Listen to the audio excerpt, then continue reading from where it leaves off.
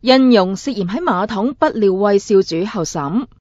26歲印傭被控一項為使他人身體受嚴重傷害而施用有害物品罪，保釋候訊。控方透露，今年4月住秀茂坪村嘅僱主叫被告斟水俾大概4歲嘅仔仔飲，但個仔飲咗2啖就唔肯再飲。媽媽覺得唔妥，就質問印傭，最後報警。被告承認小便之後未沖廁，仲滗上嚟俾少主飲。控方將案件押後，等候化驗有關液體嘅成分。過往亦都有多宗涉及外傭喺僱主嘅飲食裏邊加料嘅案件。最具爭議嘅係舊年一個印傭將衛生巾上面嘅經血擠出嚟放入個鑊度渌菜，諗住施降可以令到女僱主善待佢，但最終證明唔到經血係有害而撤回控罪。